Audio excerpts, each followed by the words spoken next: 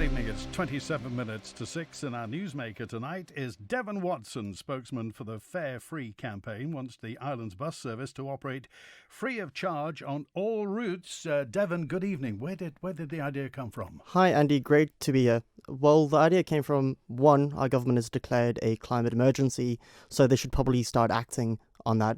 And secondly, we've seen this idea work in about 100 towns and cities around the world. Some of the largest being Estonia, who've extended a successful program in their capital city to the entire country after they made it free, to Luxembourg, who've made it free, to Dunkirk in France, who've made it free, and they've seen great results from that. So we should be able to take great policy from around the world and bring it here if it has good results for their populations. We're going to have to move to mass transportation then on the Isle of Man. Lots of people use their own cars to get to and from work, to and from leisure.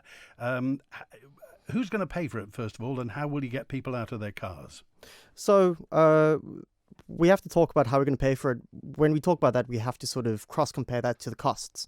So in the UK, they spend about £150 billion every year importing fuel and about £40 billion importing vehicles. This is despite the fact that they've got a domestic oil industry and massive amounts of cars, which amounts to about £3,000 per person per year. The costs on the Isle of Man that we spend individually on private vehicle usage are far higher than that, because this doesn't even take into account maintenance or insurance costs or the higher cost of imports, or the fact that we don't have a domestic industry that sort of can offset those costs.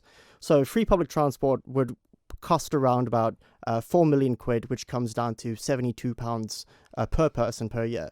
If you cross-compare the cost of free public transport being £72 per year to the more than £3,000, even if we can decrease private car usage by 10%, free public transport pays for itself many, many times over. This is not to take into account the other sorts of savings that we receive from this, from the fact that you no longer have to operate ticketing machines, the fact that you no longer have to means test large chunks of the population, and the fact that this is money that goes right back into the pockets of middle and working class people. What sort of research do you have to back this up? Have you asked the public?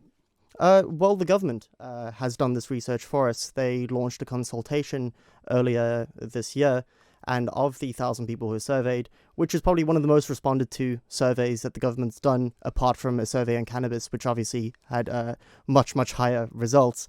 But about 80% of people said that they supported the idea of free public transport, as well as a vast majority of those who agreed with it supporting the idea strongly. So this is a mainstream idea. Devon Watson from the Fare Free campaign talking with us tonight on Update. How many extra buses will we have to buy for all this? Well, I have no idea how the exact number of extra buses we'd have to buy. I assume that this idea would be done in a phased rollout of trials. We assume that the new buses that would be bought would probably be electric or hybrid buses, and we'd probably increase buses on routes as the fares, as more people typically tend to use those routes.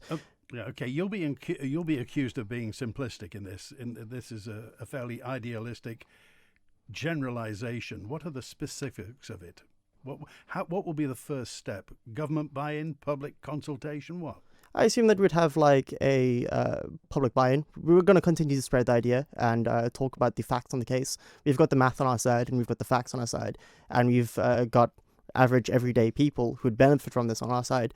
So we'd probably want to get the government on our side as well. That's going to take a bit of persuasive work, but there are elections coming up in 2021, so let's see what happens there. So you'd like to see candidates committing to this in a manifesto? Hopefully, we'd like to see candidates committing to that in a manifesto. Hopefully, the elected representatives we have at the moment will be receptive to the idea if that works. But this is an idea. We've got a climate emergency. We should get done with this as soon as possible if we want to start making a significant impact. Okay, and other jurisdictions, you were saying this happens in Luxembourg. This is being rolled out in Luxembourg in 2020, but probably the most notable example, and the one that has greatest purchase in the Isle of Man, is Dunkirk. Dunkirk is a city in France that has a lower budget allocated per citizen than the Isle of Man, so they don't have as much money than us, but they implemented this, and they found that the amount of people using a car usage decreased by 40%, and usage of the bus services increased by 60%. Massive positive result, because this was increased with the fact that they improved the routes, they made them more regular, and they gave people a solid alternative. too often climate change action has been one of those things where we chastise individual people and we make life more expensive and inconvenient.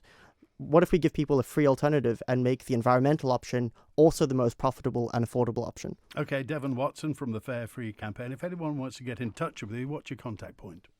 You can get in touch with our Facebook page, which is the Fare Free Campaign Isle of Man, or you can get hold of us on Instagram, Fare Free Campaign, also there, or you can send us an email at farefreecampaign@gmail.com.